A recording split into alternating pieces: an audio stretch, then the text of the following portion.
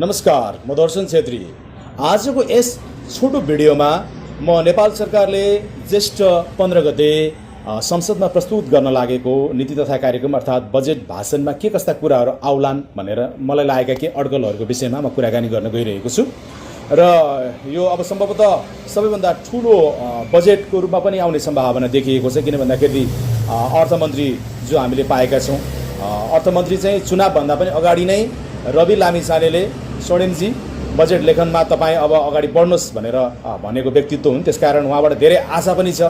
नेपाली कङ्ग्रेसमा रहेर पनि उहाँले लामो समय काम गर्नुभयो र यता राष्ट्रसभामा आउनुभयो, अहिले दोस्रो पटक चुनाव जित्नु भएको छ र उहाँबाट धेरै आशा पनि छ। र अब बजेटमा के कस्ता कुराहरू आउलान् भन्ने एउटा एक्सपेक्टेसन जनतामा रहेका छन्। नयाँ नयाँ कुराहरू अब आइरहेका छन्। तलब वृद्धि के कति हुनेछन्, सरकारी कर्मचारीका तलब वृद्धिहरू 47% तलब वृद्धि हुने कुराहरू पनि आइरहेका छन्। सम्भवतः त्यो चाहिँ अब नहोला, तर पनि मैले बुझेसम्म चाहिँ अब जस्तो 5000 महँगी भत्ताको रूपमा सरकारी कर्मचारीहरूले पाइरहेका छन्। कतिपयले चाहिँ के आशा गरेका छन् भने धेरै आशा गरेका छैनन्, त्यो 5000 रुपियाँ चाहिँ तलबमा यसलाई गाभियो भने त्यही नै ठुलो हुन्छ भन्ने पनि छन्। अब आशा अपेक्षा भन्ने कुरो धेरै हुन्छ। र अर्को एउटा कुरो चाहिँ के हो भने कतिपयको चाहिँ धारणा के हुन्छ भने तलब बढ्यो भने महँगी बढ्छ भन्ने एउटा मिसलिड भन्छु, म चाहिँ त्यो गलत धारणा भन्छु। तलब नबढे पनि महँगी बजार भाउ चाहिँ बढिरहन्छ। पोहोर 100 रुपियाँले आउने सामानहरू यसपालि 100 रुपियाँले आउँदैन, आगुन त 100 रुपियाँले आउँदैन। त्यसकारण बजार भाउ बढिरहेका हुन्छन्।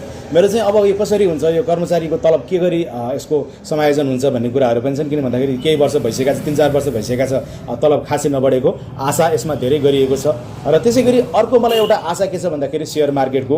म केही वर्षदेखि सानोतिनो सेयर मार्केटमा छु र सानोतिनो लगानीकर्ता हुँ र यसमा मैले केही लगानी पनि गरेको छु, आशा गरेको छु र केही दिन एकदम निकै झरेको थियो र अहिले पछिल्लो समयमा फेरि अलि रिकभर पनि भइरहेको छ र 3200 को त्यो ब्रेक गरेर अझ अगाडि बढ्छ कि 3500-4000 को बिन्दुमा पुग्छ कि सेयर मार्केट भन्ने पनि आशा गरिएको छ। किन भन्दा सेयर मार्केटमा धेरैको आशा पनि छ।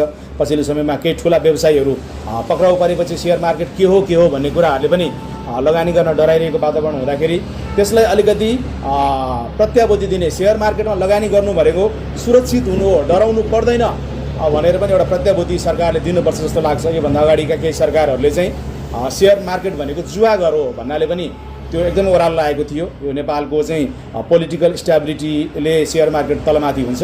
र अर्को एउटा महत्त्वपूर्ण कुरा चाहिँ मलाई के लागिरहेछ भन्दाखेरि अब विद्युतीय गाडीहरूको चाहिँ आयातमा करहरू घटाउने भन्ने कुराहरू सुनिरहेको छु। त्यो एकदमै राम्रो हो, त्यो राम्रो होस्। साथसाथै मैले जोड्न खोजेको अर्को कुरो चाहिँ के छ भन्दाखेरि चाहिँ यो खाना पकाउने चाहिँ ग्यास चाहिँ प्रतिस्था